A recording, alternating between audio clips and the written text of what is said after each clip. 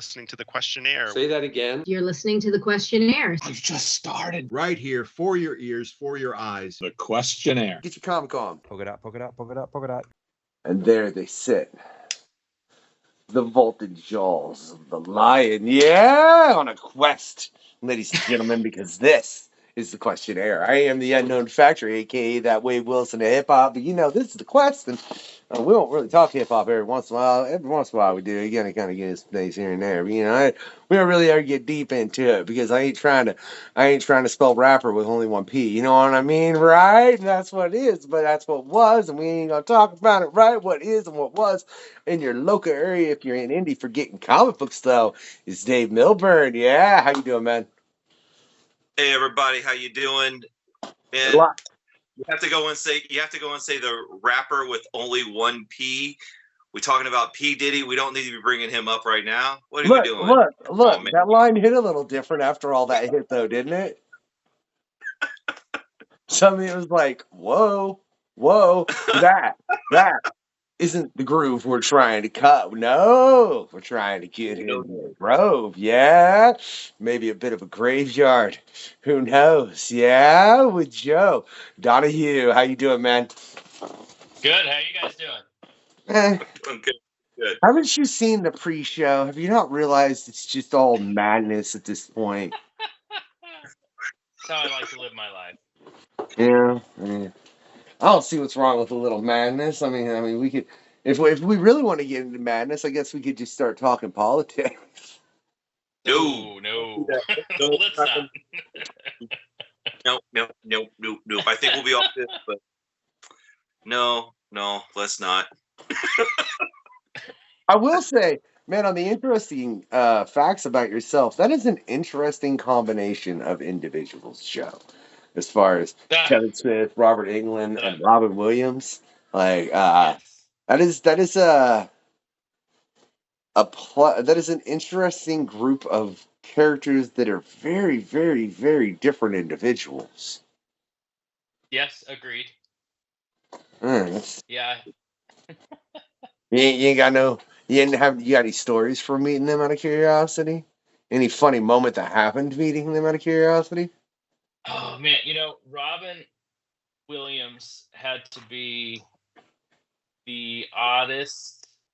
It was a surreal experience with the oddest because, how do we know Robin Williams? Up on stage, boisterous, like constantly like, oh, haha, just out there. And he was so quiet and so subdued when we met him.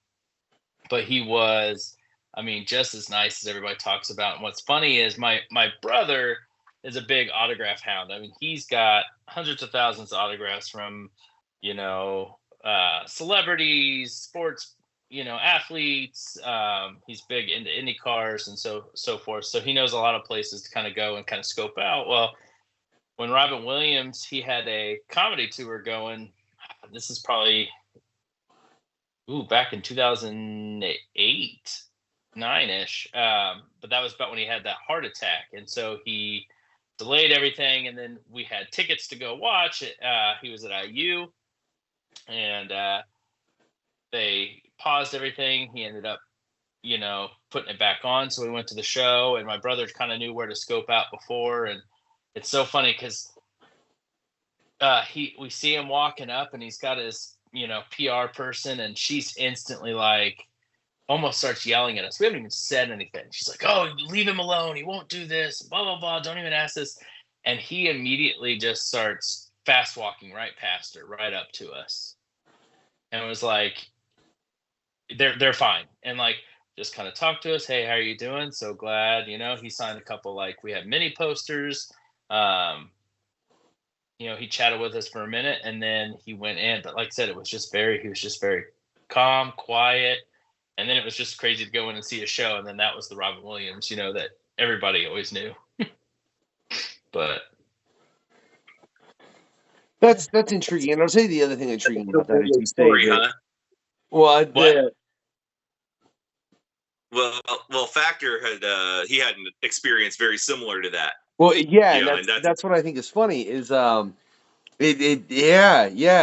when I told this story previously on the show, but when I met when I had a chance to meet Stan Lee, it was a whole thing. I ran out of a con because he was right out front, asked for a picture, and his PR person was like, "No, we got to go," and he was like, "Take the picture." Told his PR person. Now, mind you, I'm 15 at the time. This has been, Jesus, 25 years ago. Oh my God. Oh, that hurt my soul a little. Not gonna lie. I hurt myself. I really. Oh, that hurt. I feel don't know. I don't know if I can go on any longer, guys. Uh, man. So it's funny, and it makes me wonder if that just has to be the case with PR people. Like, do PR people just Oh, have to be kind of like go, go, go, go, go? Otherwise, you'll have people that are famous and they'll ostensibly burn time because they want to be able to have those moments with their fans and everything. But when you're at a certain level, you do have to keep on a time frame, otherwise the plates you are spinning fall. I mean, I guess here's my thing is, and I've gone to multiple conventions and other things, and you have their people that are stern, but they are at least polite about it. Like, hey, he's no more. Sorry, we've got to go. And I get that. You got to keep those people moving, or who knows how long they're going to talk. Are they late for some things that throw everything off? But she was just unusually just nasty. And before we could even say hi, could we have an autograph? So maybe that's why he was so quick to go around her like, screw you, I'll do what I want. Nice. Yeah. Well, and I could. It just makes me wonder a lot of things too, though, as far as because it being Robin Williams. I think I couldn't tell you exactly what year he took his own life. So I just wonder if she knew it was something that was pressure on him. You know what I mean? Oh, yeah, And it was definitely probably a pressure he put on himself. I think that was the thing about Robin Williams is he's one of those guys. I think he was so depressed that he's like, I'm just going to try and make everybody else happy. And I think his thought was essentially that if he makes everybody else around him happy, then how would that not, transition over him being happy to some degree to where he wasn't as depressed. Yeah. No, yeah, I know. I mean, afterwards it's come out. Like I said, that's not like I'm like, voodoo doll over here of this woman. Like, how could you, score? Oh yeah, no. do this? But yeah, it is what it is. Like I said, I take more of the happy experience of just getting a chance to, thank him for, all the movies that he did that I watched growing up. I mean, obviously, I don't have any ill will towards anybody, but sometimes with celebrities, it's just kind of oh man, that sucks. Wish I didn't really know him, so it's hard. But like Robin Williams was one of the few for me that felt personal because I had just seen so many of his movies, grew up with Robin Williams and everything like that. So I think his is one I took really hard, and then Stan Lee's. But otherwise, it's just kind of like, hey, yeah, that sucks. Someone died, and I don't mean to sound callous, but I mean, people, it happens all the time, and I don't know these people personally, so it's not affecting me on a personal level. That's just what that is. But my point, as far as what I said with the PR agents and all that, it makes me think perhaps that people shouldn't be so quick to judge and quickly get calloused towards those people because they don't realize the scrutiny and the time frames that they're under in that regard. You know what I mean? And then, and not to say that lady coming off like that is a little much, man. You could have just been like, hey, we don't have time right now, guys. See us after the show, kind of thing. Yeah. Not with a harshness. But it is, as Joe was saying, being at lots of conventions and stuff, I work a lot of them, and our job is to be the bad guy. We're supposed to be polite, but there's times where you got to go, hey, we've got to go. We don't have time for this, and we've got to be the bad guys, if we're, helping out the celebrities, and the celebrities always like, oh, I'd love to talk, but, they're pulling me away, So, that's our job, is to be the bad guys. I've got to charge you for every autograph. I've got to, he would love to, they would love to, but, I've got to make you pay. Sorry. So wait, Joe, You know, I want you to think about this. That means the PR agent to a celebrity is the equivalent of that friend you really want you to hold back because you don't want to fight, but you want to look like you want to fight. Yeah. yes, exactly right. It's the exact equivalent of. You better keep moving. He will mess you up. Don't make me let him go.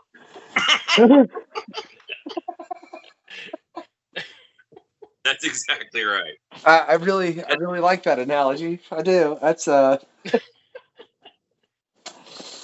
right then, man. We got into a graveyard already. It definitely wasn't the one I was expecting, though. But again, may he rest in peace. He's a freaking Pete. You know, Quest goes all kinds of ways. It's what happens over here. And a lovely analogy that I really need to find the time to take and turn that into a freaking TikTok. But I probably won't. That's why y'all should watch the full show, because who's got time for that much editing, right? So I'm curious, Joe, in balancing your regular life, how do you find the time to spin and balance the comics in it as well? I mean, sometimes a lot of it's just stealing whatever time I have to kind of maybe write. You know, evenings once the kids are in bed. Right now, you know, my wife is is going back for her master's degree, so then there's a lot of nights where she's got to kind of go back and, you know, be working on homework. So it kind of gives me the free time then.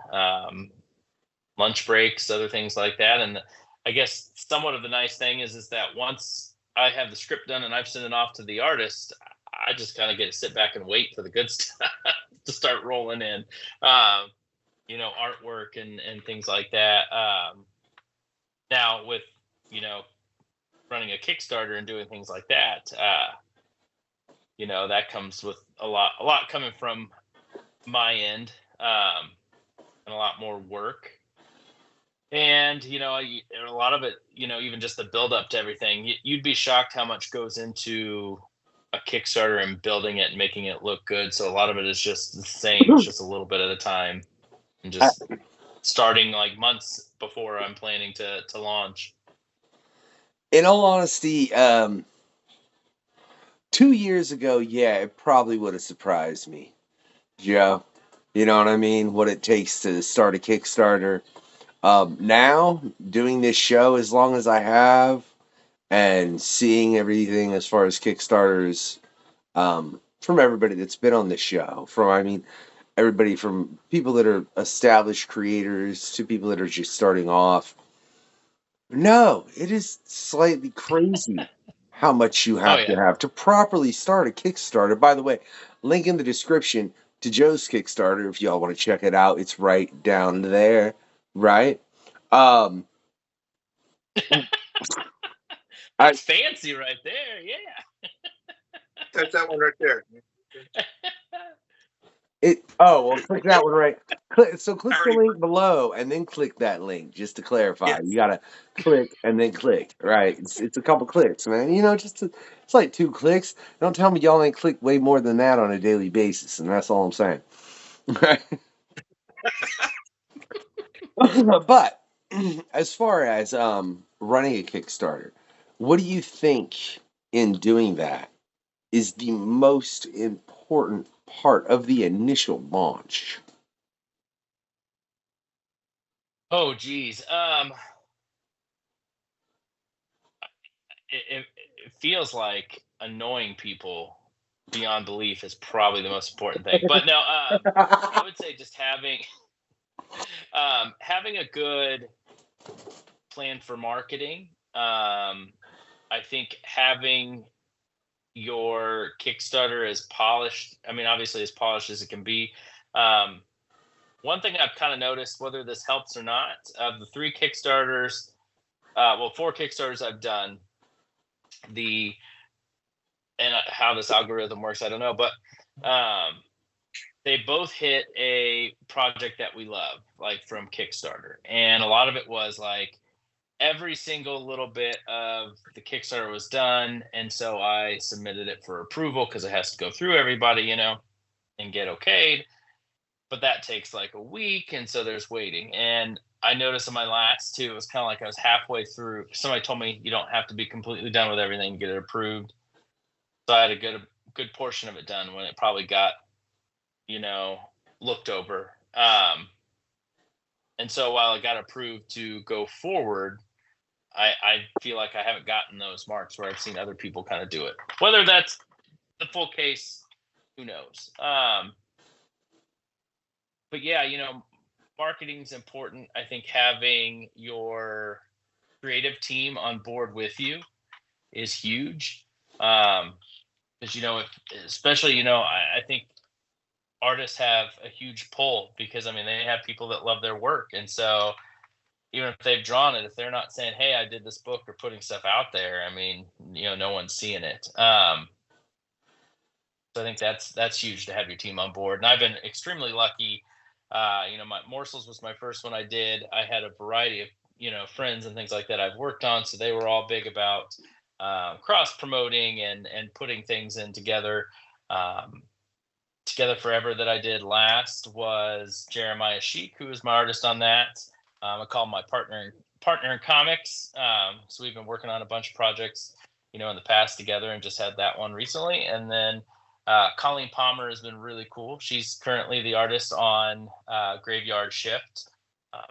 Nice thing is she actually comes with a marketing background during the daytime as well. So that's always been helpful to kind of get little nuggets of information from her. You said Morsels. I was just reading. I was just going through that again today and just enjoying the quick little, like you say, in it is a bite-sized horror, and it is the season for that, and that's why I love your book. I love Morsels and looking forward to Graveyard Shift. I love being scared. I love the horror films, and so these are great. These are great. It's funny. I'm not like I guess I say I'm not a big horror guy, but I guess that's not true. I come to the conclusion recently through a conversation that I don't like what people call the horror icons ostensibly. I'm not a fan of them. Oh, so like Freddy and Freddy, Jason, Jason, Michael Myers, all them. There's just I'm like they're not that interesting to me more than anything else. They're not scary. They're based on such easy fundamental rules to be able to figure out and deal with. It's not. But then you present me something like a xenomorph in the original Alien film. Man, look, can we just not, right? Or anything from something that's killing the children. Can we just not? So I love that kind of horror, man. So I'm curious, you're doing this, the Graveyard Shift, and you're doing it in Addison Grove, right? And you're saying this is a very small town. Which, look, I grew up in a small town in Indiana, man. Kind of a lot of people know a lot of people. You're just known around town. That's how it is, because tiny town, Oh, yeah. So you're doing this initially with, you're bringing in their two hitmen, correct? Yeah? Mm-hmm. All right, I'm sure I know. I'm look, everything I'm saying is on the Kickstarter, so there can't be any spoilers. That's all I'm saying. All right. No, yeah. All right. Everything you're saying is public knowledge. Yeah, and they essentially get the idea to put a hit out on one another. Now and they end up in this graveyard that, obviously, through what you said, this particular town, Addison Grove, has issues. Do those issues just stick to the horror and the supernatural, or do you intend to introduce other elements? I have a little bit. Let's see. There's 4 planned stories that I'd like to do. One of them is probably a little bit more science fiction, but generally the 4 of them are horror stories, kind of touching on different subgenres and playing around with different monsters and such that I'm just a big fan of.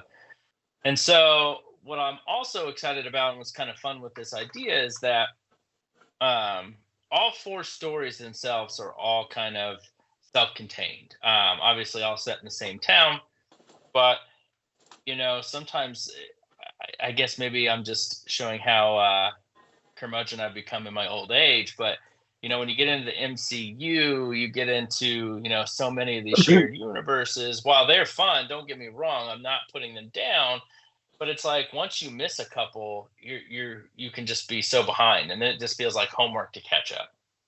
That's been one of the things, all throughout my life, being into comic books and superhero comic books is like when you have to get this tie-in and that tie-in and that tie-in to know the full story. To me, it's always been off-putting. So I think what's fun is that, whether backers find us now in this first book or the second, the third, or the fourth, all of them to me are going to be a fun jumping on point.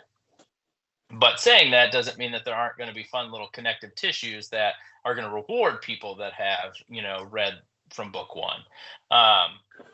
Because I think right now there is a fun little character that maybe he's more fun in my mind because I know where it's going to pay off. But there's like a small little cameo that he has in this first book. And the plan is that he'll have a small cameo in the second and third. And then he's the main character of the fourth. So then that way it kind of shows, how everybody in this town is kind of interconnected in ways. That's fun. Are they all just awful? I feel like if that's like what's the level of? I feel like you're just gonna have a town full of a lot of bad people. And by bad I mean just just terrible people. Like these people are just like it's like Hot Fuzz. There you go. There's a good example. I'm glad you got. Thank you, Joe, for getting that reference. Oh yeah, definitely.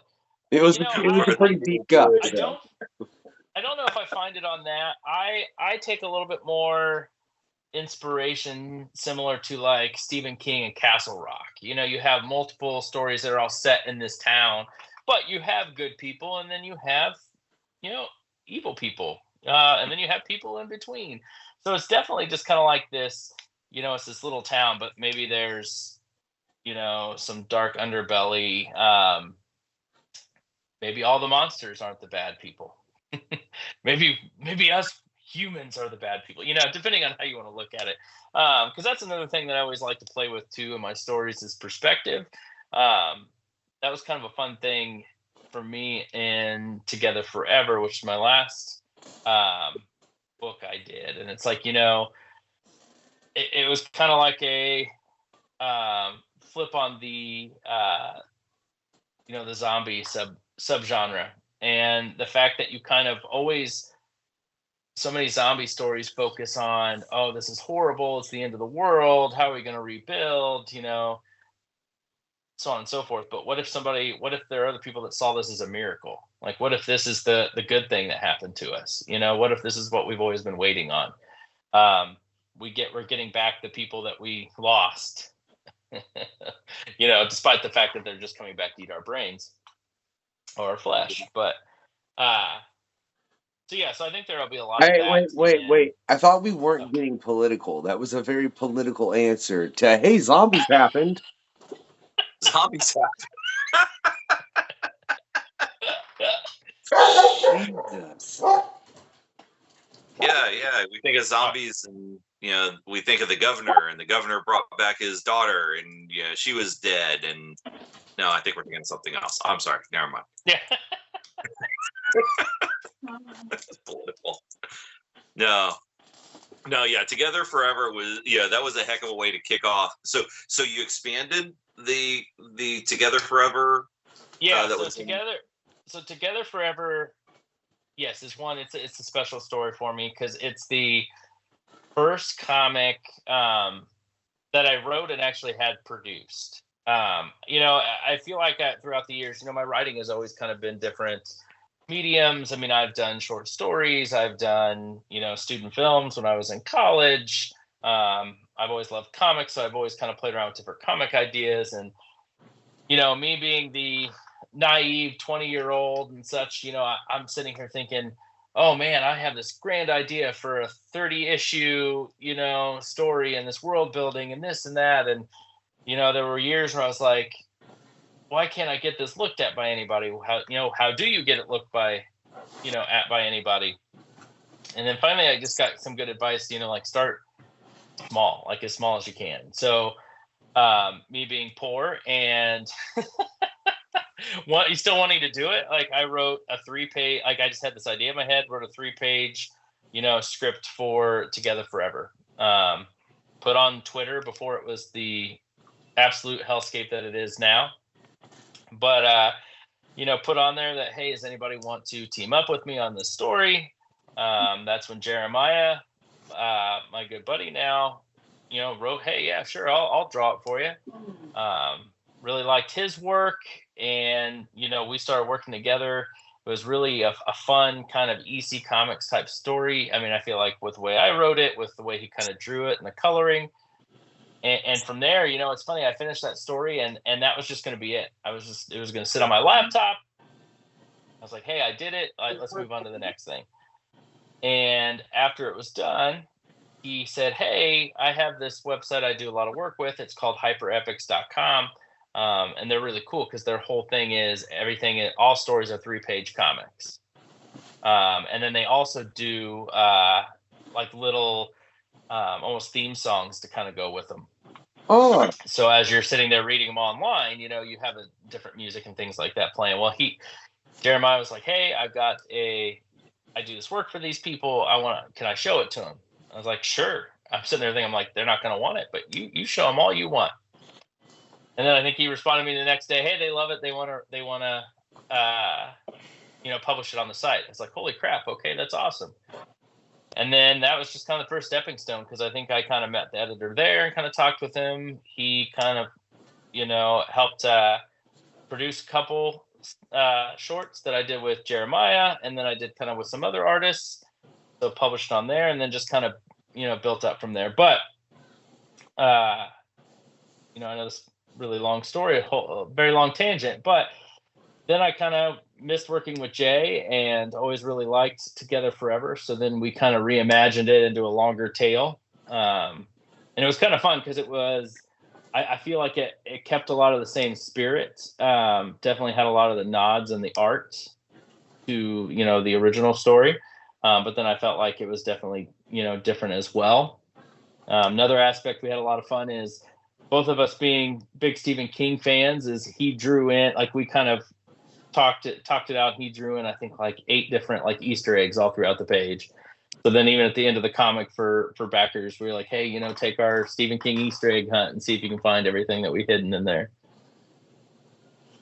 Nice. Very cool. Yeah. Yeah. No, I don't have to go back there and read that. I'll bring you in a copy. Nice. I ain't playing trying to look for Stephen King Easter eggs though. Like I would lose, man. I don't like. Look, man. All respect to Stephen King for what he's accomplished, but I don't know. It's just not an author I ever really enjoyed. Yeah. It was nice knowing you. I'll see y'all later. Yeah. He's been an interesting. The building. I will say this: he's been an interesting one because, and there's still a lot that I need to read. But like when I was younger, there were certain things that he wrote that really captured me, and there were certain things that I could not get into. Yeah. Creep show. I mean, I did Creep Show. I'll say that much. Yeah. Yeah. I mean, I guess there's certain stuff by him. Maybe it's I never read a lot of Stephen King. In all honesty, I don't like. I love Stephen King. Yeah, I don't know. Yeah. I mean, I think it just kind of depends, but like I said, I think there are certain things that I've read as I'm older that have hit me, and I've kind of connected with it more than I think any time that I did as a kid. So, but it's strange that it seems the opposite for most people, because most people I read, they're like, oh, I was 10 years old and read it, and it was amazing. Yeah, see, yeah, which is fine, fine. It's just, yeah. Really? I could not do anything with clowns. Clowns messed me up because of that. I think the appropriate line isn't, I was 10 years old, and I read it, and I loved it. I think the appropriate line is, I was 10 years old, and I read it, and it traumatized me, and I don't think I even realized it yet, but it did. It Totally but did. I will say, I was also I always watched all of his adaptations, whether good or bad. Yeah. So I mean, Yeah. look, man, I love The Running Man. I've never read it, but like, I love that. I love that movie. Yeah, yeah. You go ahead and make that face, Dave. You do it. Although I I will don't. tell you that from what I've heard and I know, the movie and the book are so different. Yeah. They They I took a listened con. to a podcast called the King Cast, and it's everything they talk about, is Stephen King and his stories and things like that, and adaptations. And I think they had the screenwriter for The Running Man on not recently, and he was talking about this is what we had to change. This is it was kind of Schwarzenegger was on, and it was his baby, or not necessarily his baby, but we pitched him in it and got him in, but we had to change everything around. Yeah. Very different, wildly different. Yeah, it doesn't But- come off like a Stephen King film. Well, yeah. And there's a lot of those short stories that he did that have been turned into movies. And, they're 30, 40 page, maybe even 100-page short stories that got turned into, Hollywood movies, and they weren't great. A lot of them. I mean, they're fun films. We watch. Although, shockingly enough, his best adaptations are actually his short stories versus his big books being adapted. Because Shawshank Redemption is a novelette of his. Yeah. Yeah. And it's probably one of the best adaptations of his work. I guess maybe I've just never looked into Stephen King's work, but then, it's one of because I would love to read The Running Man. I don't know. I've never taken the time to find it, and procure it, and have it where I had the leisure time to read it, and then I didn't like the Shawshank Redemption. I mean, that's if someone told me, man, that film sucks, I would really, really, really question. I'd be like, do you think it sucks? I would need to know. First, I would need to be first, do you think it sucks thematically or morally? Because if it's the latter, you got to go. Right. So yeah, we there were at would be the, that question. prison last year for where they filmed that, and it was really a wild experience. Oh, really? Yeah. So we was in West Bay. Where is that? I'm looking to my wife's Ohio, there. Isn't it? Yeah, it's in Ohio. Yeah. So we went there and got a bunch of photos, and they only took the outside photos of this place, because the inside was completely run down. It was quite scary to be inside there, actually. Yeah, I was gonna say I've heard the inside's quite creepy. Yeah, the wife's there with her little ghost detector meter thingies going off everywhere. Yeah, babe. Yeah. Oh, we're the first ones to know there's ghosts here. Ooh. Wait. So you saying we should go and have a nighttime excursion there, Dave? They have them. They have them where you can do the haunted tours and stuff like that. And I've got the ghost equipment. I bought it for the wife. I don't want a tour. I just want to go there and hang out and be left alone while I hang out with the things that are there. Well, you got to pay for the tour, and then they just leave us alone. Okay, well that's fine, but I just don't want some nitwit there trying to either cause something just for a show or just being a general nitwit, not having any idea as far as what I'm getting this to a whole nother subject. Let's get into something else that I wanted to get into that you were getting into a while ago, Joe. You said that you liked to use several different perspectives in storytelling. Now, I just read Coup d'etat, the Wildstorm story arc that spanned, I don't know if anybody knows what I'm talking about. It was from the 90s, and it's told from the perspective of the Wildcat, Sleeper, the Authority, and Stormwatch, right? And they're all having very different perspectives upon this situation. So with that, when you're telling a story, how much do you worry about giving different perspectives from different characters? Because clearly everyone's going to have a different perspective from anything they're viewing. Yeah, I don't know. I think in any story, I just kind of play around with,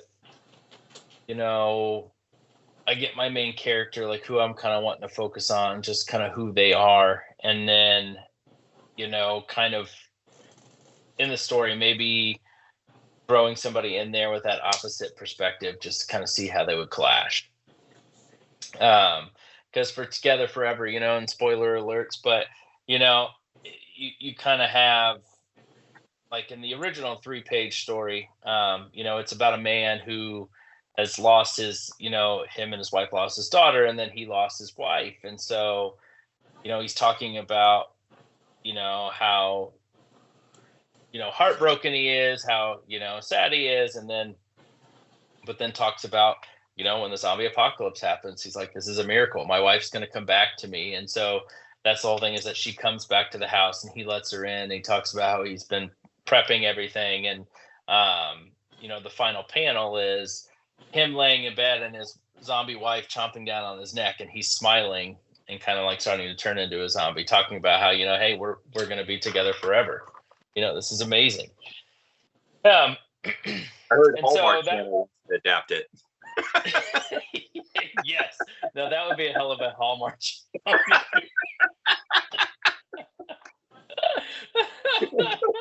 He was depressed, she was undead.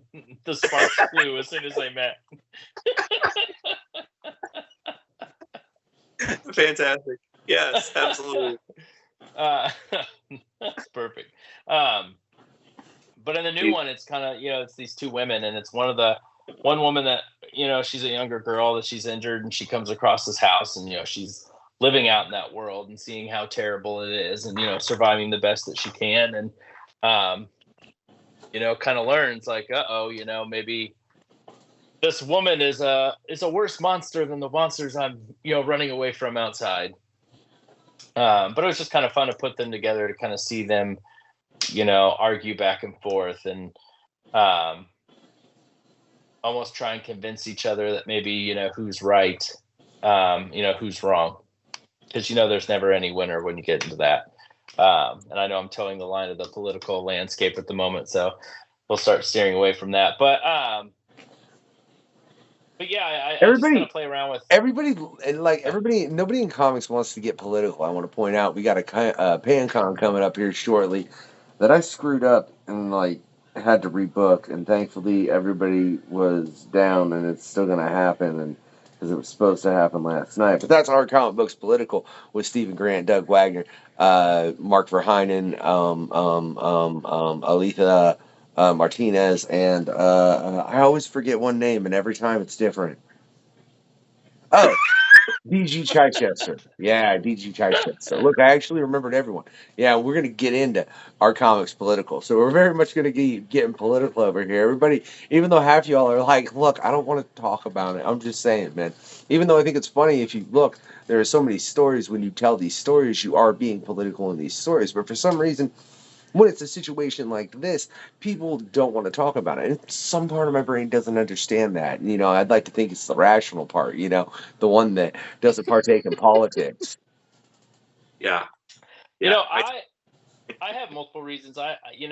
Some of it is I hate politics. I mean, I know they're a necessary evil, and obviously it's how our country and our lives are run. But I also don't keep up enough, so I don't want to look like an ignorant, a-hole spouting off about something, and you're like, actually, this just happened. Oh, well, crap, No, John, or Joe, look, check it, Joe. Sorry, I don't know why I slipped your name in. I'm too many names. But Joe, look, man, the extent of my keeping up with politics is, sometimes Dave tells me stuff, or somebody else that comes on the show, or this and that, and then I watch The Daily Show when Jon Stewart's hosting, and Last Week Tonight with John Oliver. All right. Short of that, I don't want to throw an axe at my TV, so I don't watch the news because I like my TV. I use it to edit this show.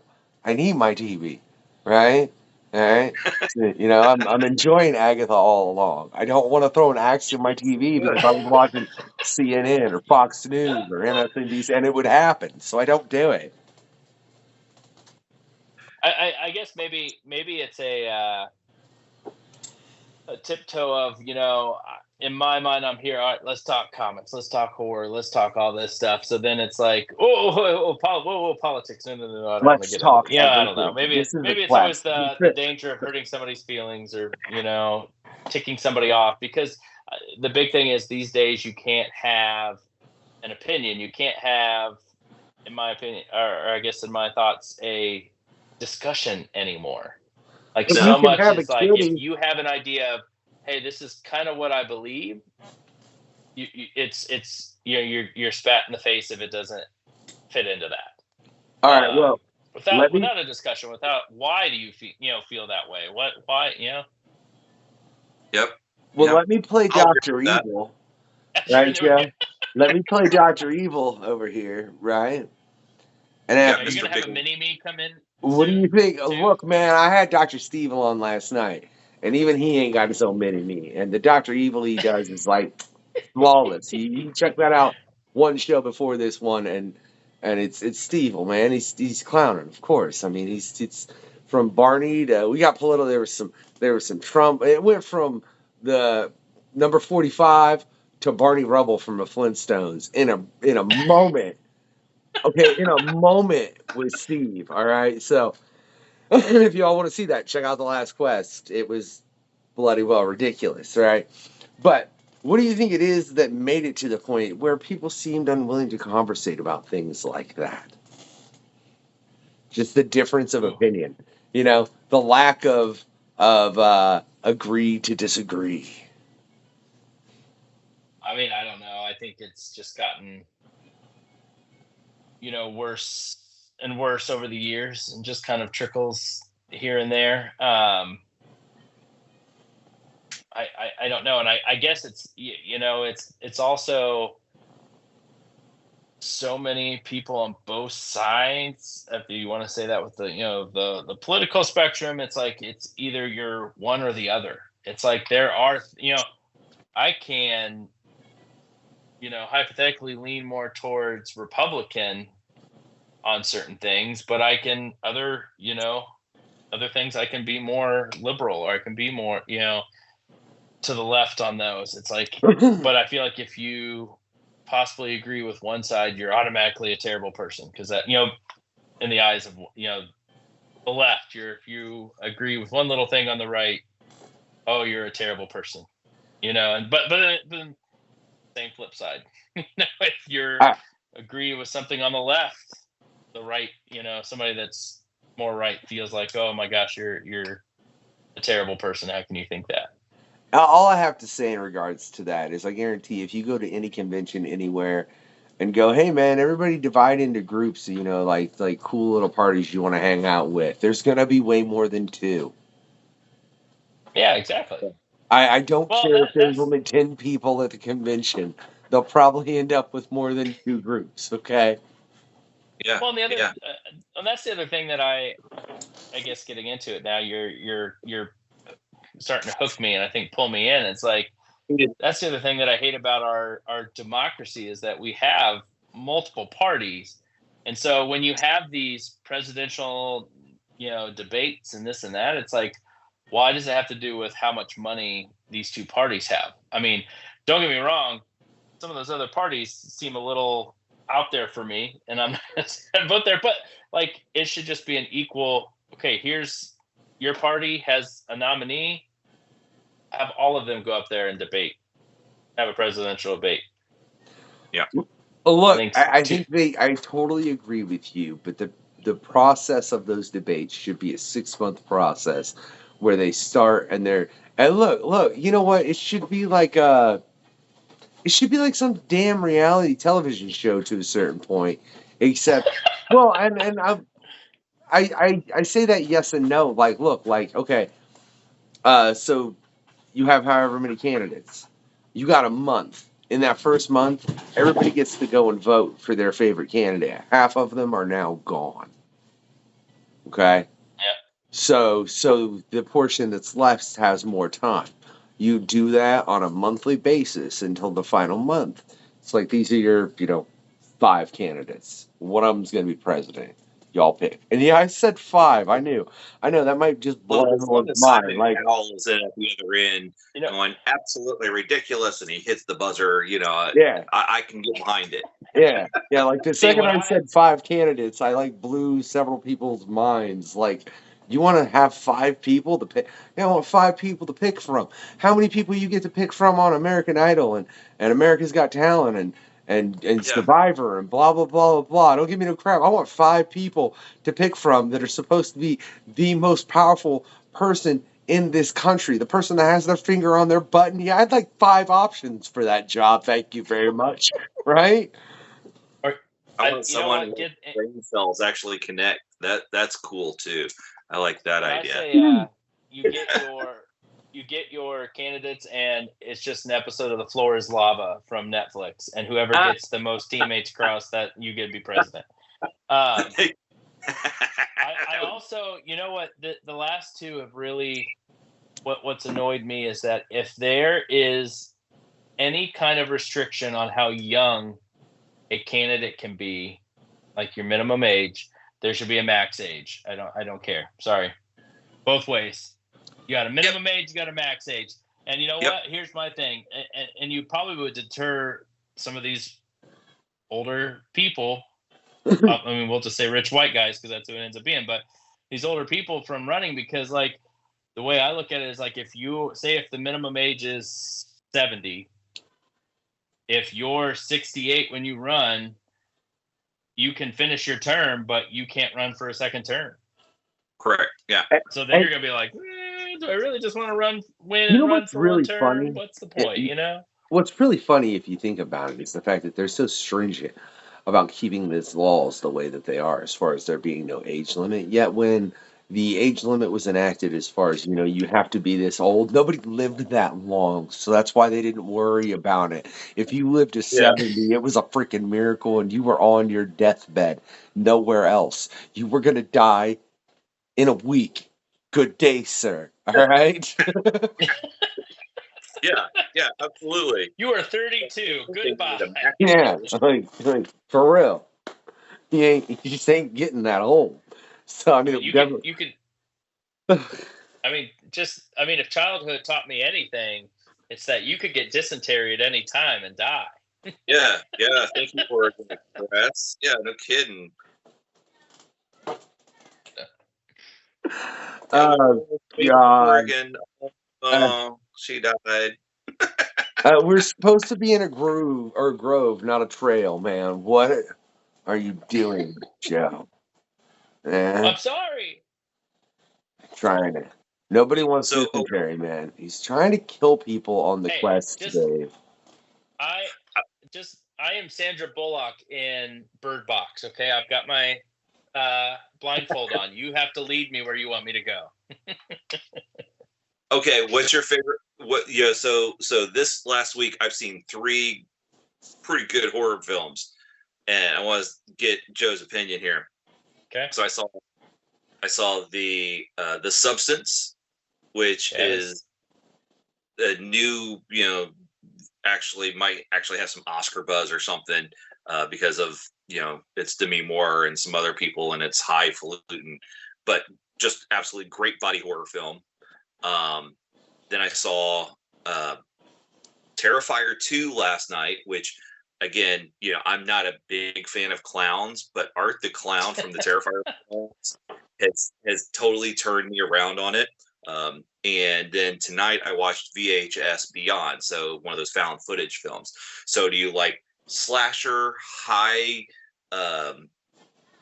intelligent like horror? Do you like the slashers? What kind of horror do you like to get into when you're man? Sometimes it depends on the mood. I think I can't say that I've grown out of the slashers, because there's still a lot of slashers that I do love. But I feel like those are they've gotten to the point where they're more fun to watch with a group, just to kind of like, oh man, what a kill! Oh god, he's gonna get him. But like I've watched, let's see, what have I watched recently? I've really tried to expand. Like I watched Oddity on Shudder. That one was a lot really good. Have you seen that one? I have not. It is. I'm sure it's on my wife's list. She has like 40 movies that she just added this weekend. Oh. Yeah. So I highly suggest it. It's a fun, extremely creepy movie. It's got some really good tension. It's got a couple good jump scares. Don't think too much about the plot. And I know you could say that a lot about them, but it's pretty paper thin. But it's still a really solid, kind of mean little horror movie, which I liked. I watched the original. I mean, I guess going back to Stephen King, I had never seen the original Salem's Lot, so I watched that, the old miniseries version, just to kind of prep for the new one coming out. Yes. And I can see why it's iconic. I think it's well made. Obviously, nothing was a surprise with it being as old, with so many horror documentaries and things that I've watched. I've seen the classic scenes from it. But holy crap, is it a movie of its time? Like, you have like Halloween, and obviously, like, if you look at that, that's probably one of my favorite horror movies, but like, it feels timeless to a degree. Now, obviously, it was in the 70s too. The clothes are, 70s. It's kind of dated in a way, but the main focus is just this, unstoppable force coming after these girls, these people, and killing them. There's no way to stop it. So it feels more timeless. Oh boy. Salem's Lot was, you could tell it was moments that were supposed to be, I'm sure were shocking back in the 70s were making me laugh. Like, you could tell where the commercials were supposed to be. Yes. Yeah. It was, but it was a fantastic time. Like, I still, immensely enjoyed it. Also, kind of another favorite of mine is Fright Night. Oh, you're so cool. I love both of them, but the original. But there were a couple big moments that are my favorite moments from Fright Night. That as I'm watching Salem's Lot, I'm like, okay, Tom Holland must have been a fan of this movie, because there's not I would say a ripoff, but there's some homages. There's some things that are pretty similar to Salem's Lot. So you can tell he was probably a fan of that movie. Oh. But yeah, honestly, I just love horror movies in general, so I'll watch just about anything. Minus anything by Ari Aster. I am not a fan of his. What's he do? Yeah. Off the top of my head, I'm not connected. Hereditary, Midsummer, and then just did Beau Is Not Afraid. Okay. Because I haven't seen Midsummer, but I really liked Hereditary. I know they're a little more highbrow, I guess, or no, I don't know. I think there were visually it was good. He's one of those that you've got your slashes, your writer / director. Mm-hmm. Visually and everything, I think good. Maybe he should not be the writer part of that portion. It'd be interesting maybe see him do something somebody else writes, pair him with a strong writer. I don't know. And maybe it was Hereditary was so hyped by the time that I saw it. But it just I by the end I was just kind of like, I don't know what just happened in this movie. I'm trying to remember if I've even seen that movie, because I know I can't. It had Toni Collette in it. It's the one with the girl like gets her head taken off at the beginning, and she does that knocking thing, right? Yeah. And it's creepy. It takes it is a long film. It takes too long for things to really go, and I heard the same thing for Midsummer. It takes too long it's just a weird vibe, and it's like almost 3 hours long, and and I'm fine with a slow burn movie, but I guess it's just, I don't know. He hasn't clicked with me.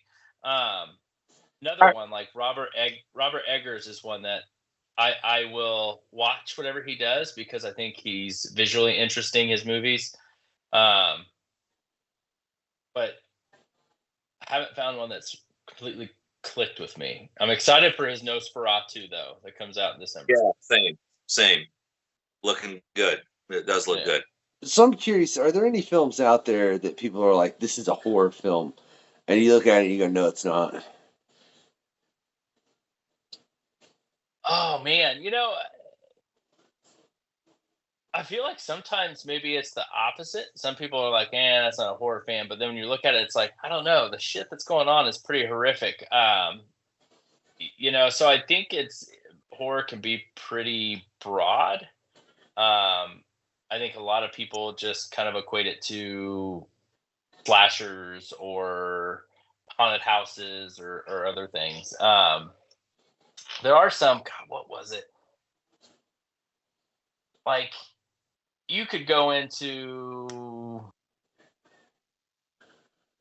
like, what was it? Like, people call Jaws a horror movie. I mean, it is, but at the same time, it's kind of like a Nature's Attack movie, too.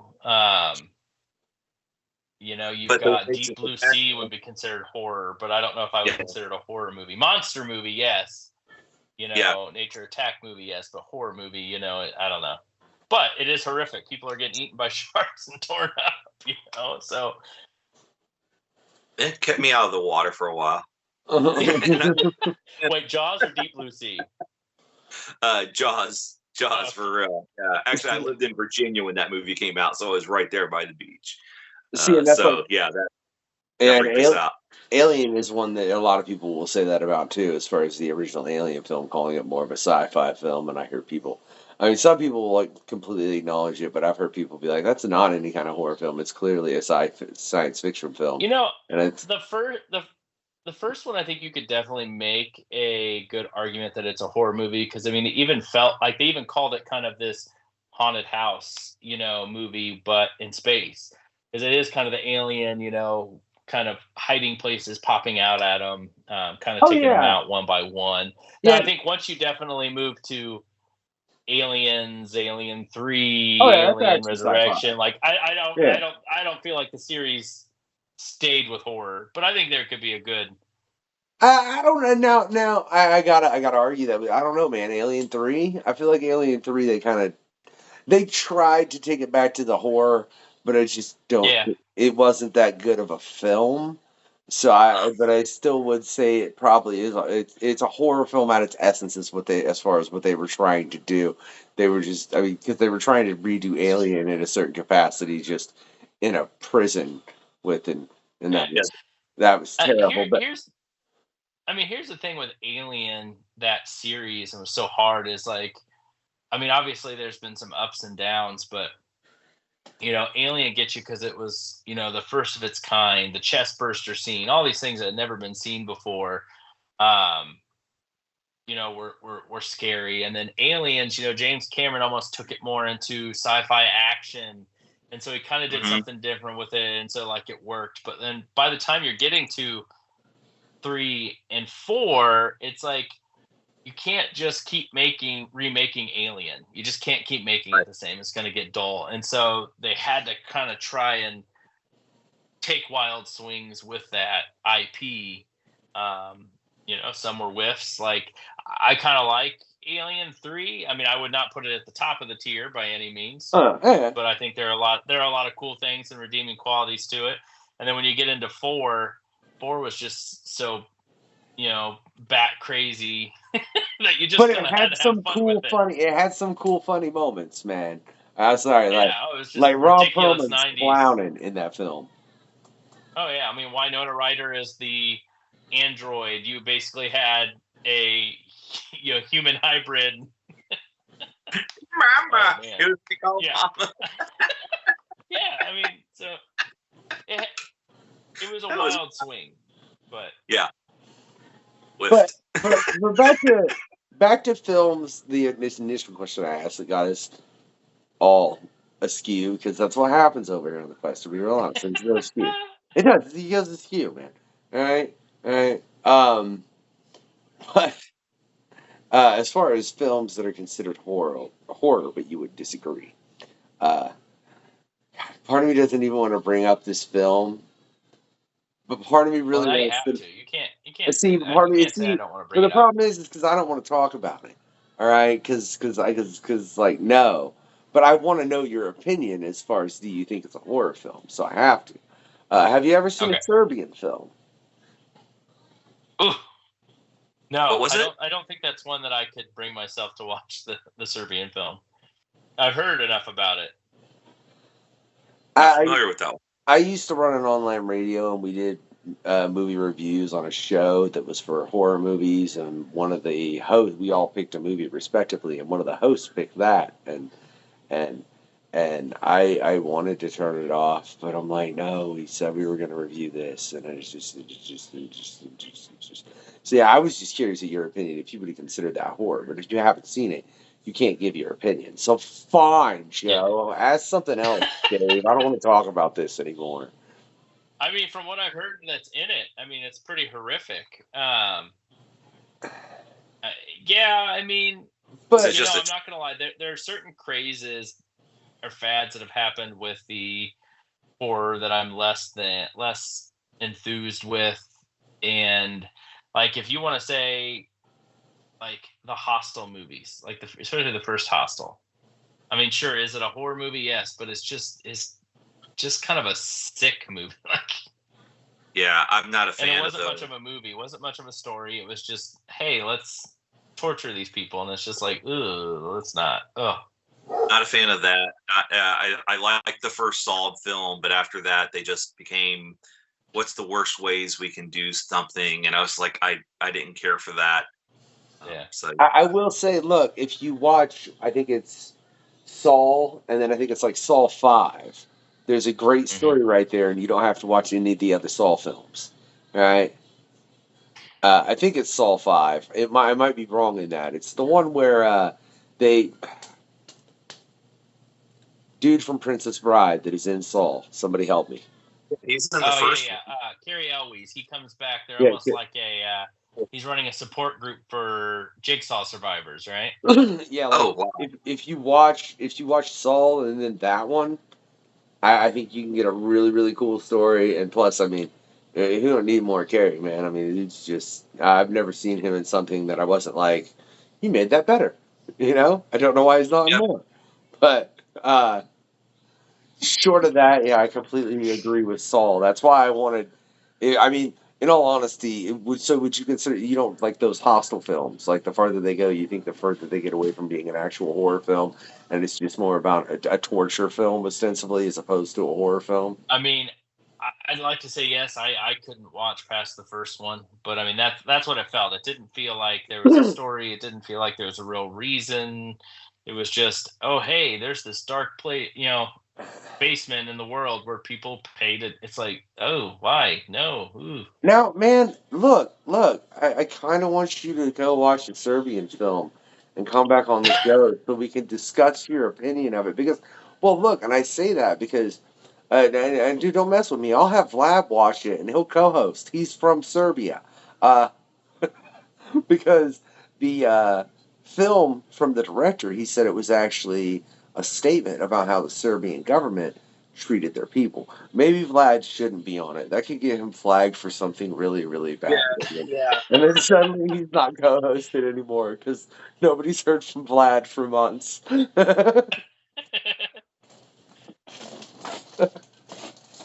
Well, I don't see that it's available on any of the services that I have, so I guess I just can't see it.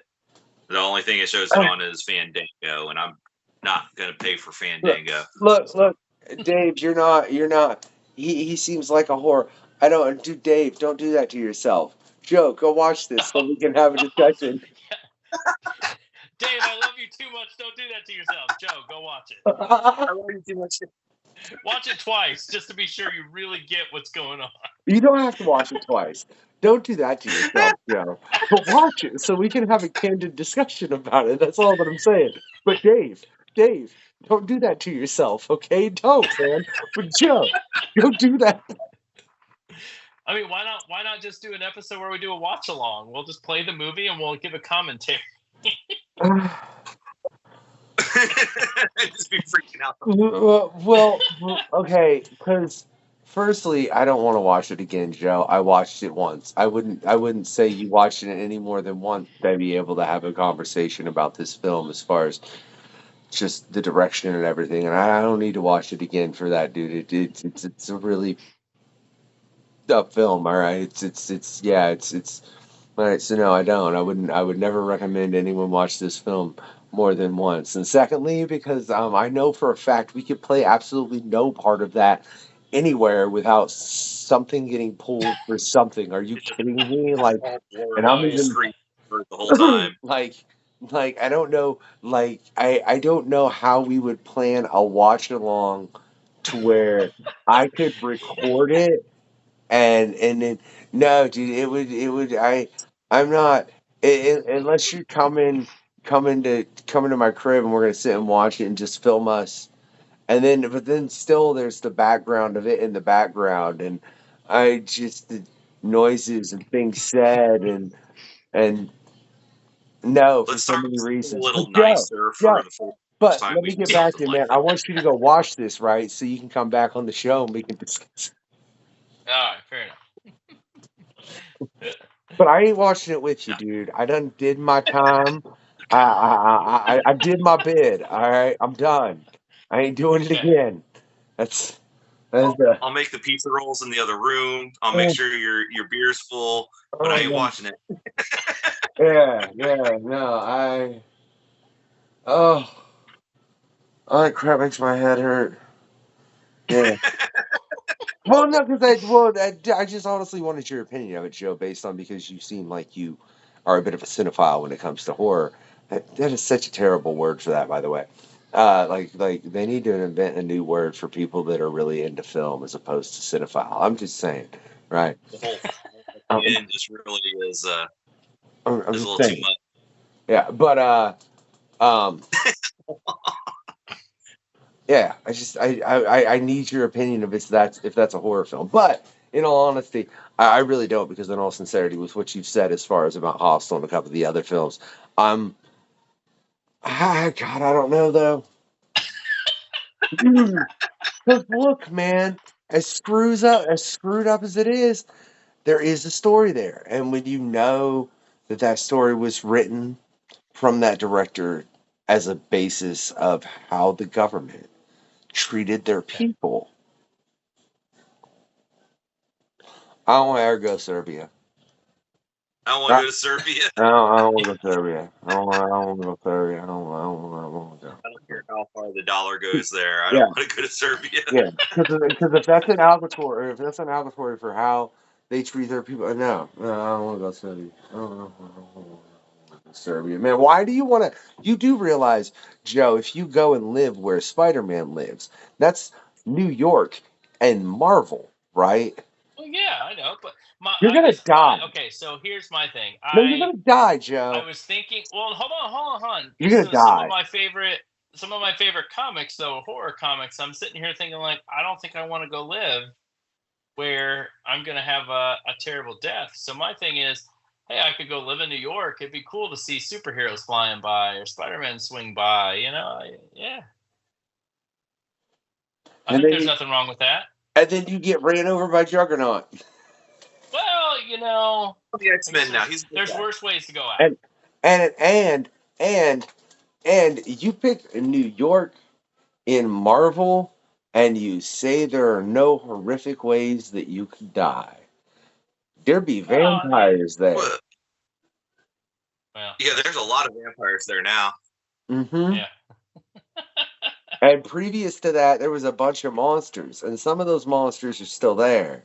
And like, eh, no, Joe, you're just trying to die. Okay, well, you know what? Here, I mean, the other thing that the first one when you asked, when I looked at that question that popped in was 30 Days of Night. Like, I don't want to go live in a No. barren like wasteland that's 30 below zero with all night with vampires coming after me. So I'll That'd be take bad. getting run over by Juggernaut any day. I mean, when you put it like that, Joe, It's kind of hard to argue, and that is the correct answer. Windows down, not AC on. Remember that, Oh y'all. yeah. Like, roll your windows down and enjoy the outside air. You know, you ain't got to isolate yourself unless Unless you're it's like, just unless and it's just too hot. yeah, unless it's just like, you're gonna die if you do that. Because sometimes, but then at the same time, I don't know. We had Epic Voice Guy in his sound booth for like over an hour, and it was like 110 degrees in there. So just roll your windows down, y'all. It ain't gonna kill you. It's worse on the environment if you run your AC. Yeah, look at me. Let's take it more political. Let's get green up in here. Yeah, save the earth. Now I'm getting freaking going sideways. What happened to this show, Dave? What did you do? I apologize. Every time I'm on here, something weird goes on.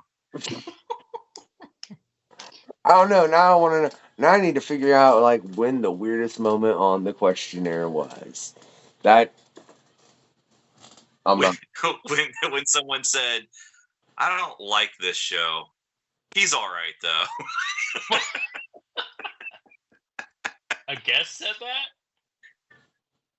Yeah, kind of like that. It was. I'm paraphrasing what they said. Oh, okay. Well, They're like, "Yeah, I'm not having a great time, but he's all right," and pointed at me. I switched it around. you know what, Dave? I always feel like you're all right. I try. I really do try. I know I'm the weird uncle. But come on, Dave, for real. In the long run, I did take that and twist it to where it was okay. It's shit, man. Sometimes I just gotta segue really hard. Look, now you got me like swearing on this show, and I've been the one that's been real good, dude. We're almost at like 50 episodes in season 2, and I think I've like hardly sworn at all. Now there's been some guests on here. I will say though, you're right. That is the most versatile word, Joe, for what I'm referring to. Y'all can go over to the Patreon, right? Check out Joe's pre-show questionnaire. All you got to do is be a member of the Patreon, and you can check out all the pre-show questionnaires from all of the guests. And there is a lot there. That's like all of it. So there's like ostensibly little mini interviews for like I don't know over 100 people in comics, easy, Yeah, over 100. right? Yeah. Right, Joe included, as well as check the link in his Kickstarter. Like I said, it's right below, right? And this conversation, man, I feel like it's like has hit a grave in another note, and I just don't know. Like I shouldn't have brought that film up. I shouldn't have brought that film up. I shouldn't have. But Dave, again, don't do that to yourself. Joe, go watch that so we can have a discussion. Okay? But see, that's been the best moment right there. It's like, Dave, save yourself. You sweet, sweet man. Joe, go ruin yourself forever. You're fine. You'll be fine, Joe. You'll be Joe's fine. Hey, I have 4 kids, okay? I've seen worse. Wait, you what? Say that again? I said I have 4 kids, so I'm sure I've seen worse. No. No.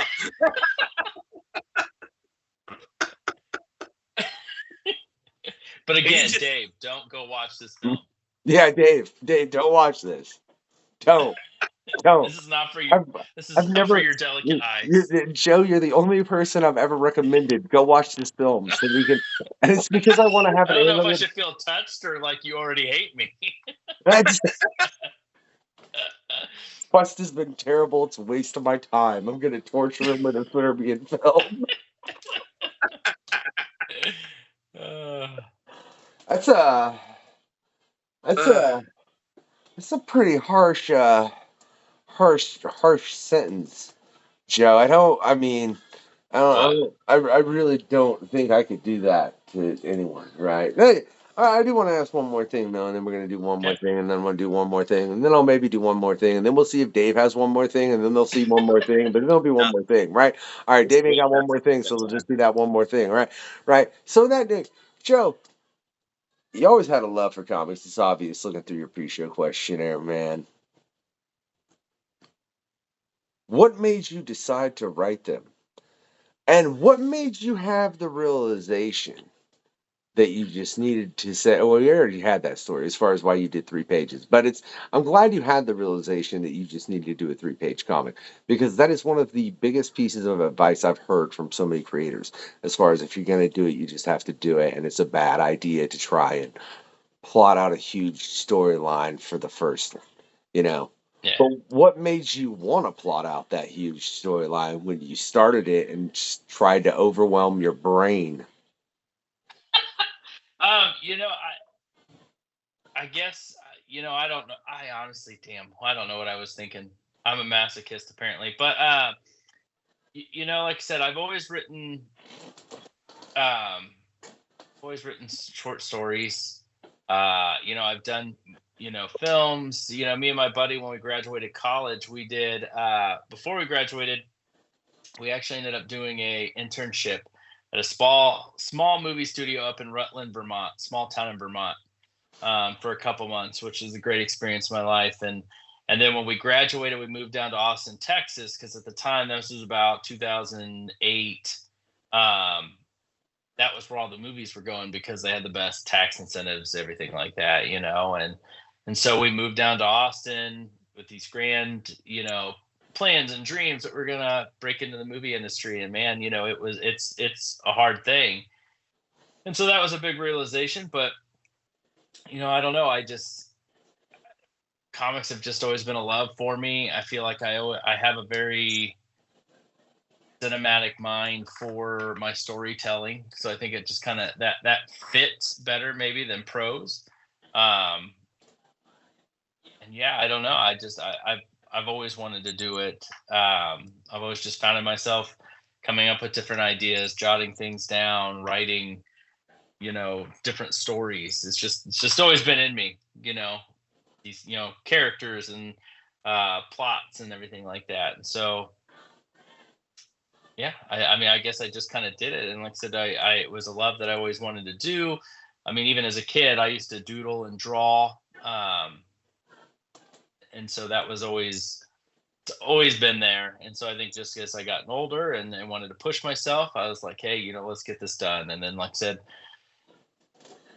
there's really no like front door to comics that you can knock on and say, hey, I want to come play with you guys.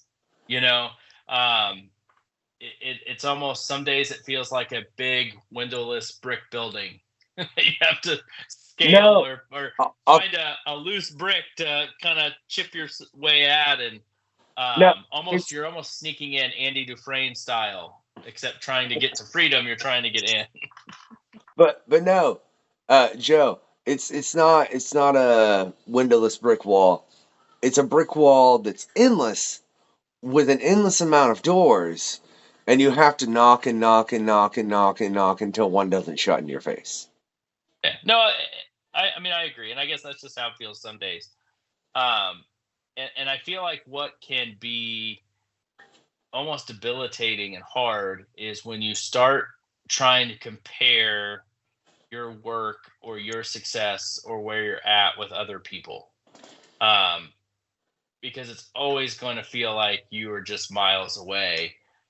But like if you sit back and look at your, you know, Scott Snyder's, your James Tinian's, you know, these guys that are huge, Chip Zdarsky. I mean, they started the same place. They started telling small stories. They started, you know, working their way up. They worked hard to get their foot in the door somewhere and write a one shot. I mean, Chip Zdarsky, I think one of his big things was Howard the Duck. Is where he got noticed, you know, and correct me if I'm wrong, but, you know, Howard the Duck, and then got to move in. He did something with Spider-Man, and then he's just kind of moved up. And I mean, now I think, if I'm not mistaken, I mean, is kind of one of the head people over Batman. James Tinian, I mean, look at the same, you know, told stories, kind of worked his way up, got on, you know, a big run on Batman, and everybody loved him there. And now he's kind of exploded with all of his things, with his different stories. And I really love him in the horror genre. I mean, I could go on. And so it's about getting out there. It's about making connections. It's about not being a douchebag. I think, you know, and maybe sometimes in the short bursts, it may seem like, hey, if I'm gonna shove somebody else down with my foot to get ahead, that'll get me where I want to. But you've seen time and time again, it comes out at some point, and it only just destroys careers more than it helps it's way better to work together, man. I mean, because even the names you just mentioned with Chip and James, we just had Ramon Perez on, right? He's part of Rave, which is part of what they're doing with Chip and James over there, man. So it's something where you have great curators coming together, and they've got excuse me, they've got young creators coming in that are fresh creators, new creators, and that's very, very important. You're right. I mean, it reminds me of like when we had Tim Seeley on. One of the stories he told is when he really got his push was when he decided to self-publish a comic and take it to Wizard World way back in Chicago. So I mean, you're right.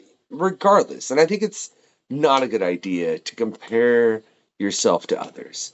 The important thing is to compare yourself to yourself, right? Yes. And did you step up what you were doing, or did something happen and a bunch of plates fell and you need to start spinning again and figure it out, right? Because that's what life is. It's a quest, right? And just to point out, you don't have to spin as many plates as some people. Some people like spinning plates, so they spin more plates than others. You know what I mean? Some people just want to spin a couple plates and then be able to relax a little bit more. Whatever you want to do is fine. I want to point that out. But make sure you keep those necessary plates spinning, man. And I hope you've enjoyed this quest, man. Like I said, again, check all the links below, right? You can find all kinds of stuff about Joe, find the Patreon to support the show, all kinds of other good stuff, right? But besides that, right? And before we cut out, I just want to let you all know, if you've enjoyed this quest with Joe, right? What I want you to do is I want you to send him a Bigfoot, that nice Bigfoot, the chill one that like speaks English, right? It's all like Harry and the Hendersons, Bigfoot. no, man, he didn't speak English. But I did, but I'll give you that was the first place my brain went. But that dude, that if you send him that Bigfoot, it's gonna like rip his house apart.